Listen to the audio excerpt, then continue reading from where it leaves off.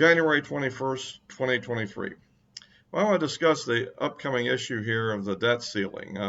The national debt has just crossed the debt ceiling, and they're going to have to be using in the Treasury Department some emergency measures to kind of manage the thing, which will apparently last until somewhere around June, before the government starts defaulting on payments and so forth, and things, such as interest payments on their bonds and that sort of thing. So at any rate, but this has become a major issue for the spring, for the late winter and spring here in the upcoming months, I think, is what's going to be done about the debt ceiling. Right now, the White House is demanding, and the Democrats are demanding what's called a clean budget, meaning that it's just pass an increase in the debt ceiling with nothing else attached to it. But obviously, since the Republicans have a slim majority in the House and control the House agenda, they obviously want to use this to somehow impact policy. Because the Senate, with the support of 18 Republican senators, passed an omnibus bill last year rather than doing a continuing resolution, which pretty much took away the House's ability to really influence the budget in any meaningful way until the next fiscal year, which will start at the beginning of October the 1st of this fall. So, therefore, the debt ceiling becomes an issue, which is kind of a nuclear option in the way of trying to influence policy because of the potential damage it can do if it isn't handled correctly. So, but at any rate, I want to kind of get into at least some ideas I have about this subject. By the way, please, if you like these videos, please give me a like, subscribe if you haven't already, because we need more subscriptions. So anyhow, here's the basic idea that one thought is, of course, and a lot's been discussed, is using this for budgetary control measures.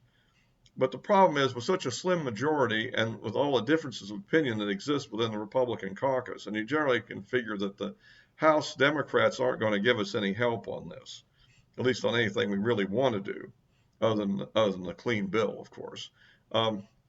Then the options are sort of fall into certain categories. One would be to do something, just to have some discrete spending cuts attached to the bill. For example, there's a bunch of unspent COVID money out there, and there are probably other items that are in the current omnibus bill that probably haven't been spent yet that we could perhaps put budget cuts in. For instance, you could attach the defunding of the big expansion of the IRS as an example. Would be one thing that you could do. Those sort of measures. The other possibility is something more broad, which would be similar to the kind of sequester rules that were put in place back in the 2011 period, I think, right after the Tea Party election, where the Republicans took the House after the first 2 years of the Obama administration. And that poses an interesting problem, because right now you have a kind of a split in the Republican caucus between what we might call the deficit hawks on the one side and the defense hawks on the other side. That is, given the inflation rate we have, the increase in the defense budget, which are quite significant in then-year dollar terms, have actually are pretty much being eroded by the high inflation rates we've had. And of course, it may be possible inflation is starting to slow down, but there's still kind of a need, if you're going to maintain the programs that they want to have in place to deal with the emerging Chinese threat and so forth, to increase the defense budget. On the other hand, the deficit hawks are definitely wanting to cut spending, and therefore the two sides of the Republican Party are kind of in opposition to each other, and so it seems to me it's going to be kind of hard for them to work out a compromise for anything broader than discrete cuts, like I mentioned earlier. And of course, those cuts will probably be opposed by the Democrats very strongly on the Senate side and by the president. So I propose something else, which is a little different, which would also be opposed, but it would be easier, I think, to get the Republicans to agree on it. And that would be what we have is unconstrained amnesty going on in the illegal immigration situation right now.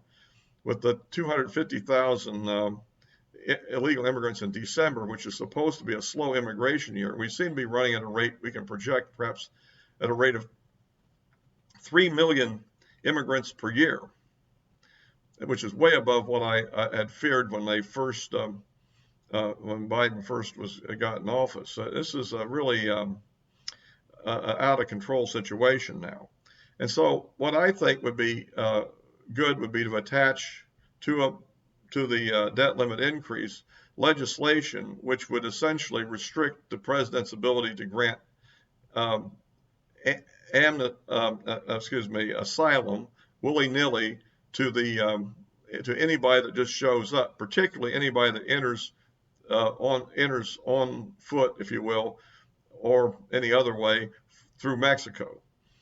And particularly I know that there's certain restrictions they have on illegal immigration from Mexico, which don't apply to other Latin American states and so forth. I think we ought to make this universal, that basically greatly restrict the ability to issue asylum, and also to basically also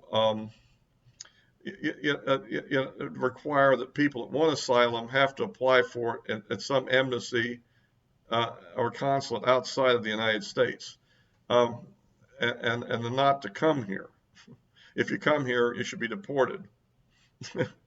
And I think that would be the kind of change in legislation, which right now, what we have a situation where we've had some prior court decisions, and we also have some executive actions that are simply ignoring existing law. But there are loopholes in that law, which the president is using as the basis of his decisions. Okay, and so what I think we do is just remove those loopholes. Perhaps simply put a finite number of constraints on this, which might include maybe a quantitative number, like you can't grant more than 10,000 asylum cases per year or something of that sort, or whatever, but something that would just greatly reduce it. And if people are seeking asylum and are coming in the country and aren't coming, would have to basically wait in another country until we evaluated their application. Things of that sort, and put that in the bill along with the debt limit increase, and we pass it through the House with our slim Republican majority, and then basically give it over to the Senate. And of course, they're going to reject it, and they're going to want to do a lot of other things. And what we should do is just then reject everything they do, unless they come up with something which is a reasonable compromise on the asylum issue. But if they don't do that, then just leave it sit there until the past June, when things start to get bad, and they would still always have the legislation in hand. At any moment they chose to pass it, they could pass it and send it to the president for signature and avert the crisis. But basically just have to show them down, and I think that would be the one thing you could do effective on this. The other problem is that if we don't we don't hold together on some basic issue, then you have the possibility that you end up having moderate Republicans and all the Democrats going together to pass a clean bill using a discharge petition and just do it that way. So, and that would be bad for us. That would be just an out and out defeat. So, at any rate, that's kind of my viewpoint on that. That the changing asylum rules and other aspects of immigration law would be to clear up some bad court decisions that we had to deal with in the previous administration, would be a good way to deal with this situation. At any rate, I'll wrap this up for now. I'll also be posting this on Rumble, and of course the addresses of my social media accounts are in the description below. Until next time.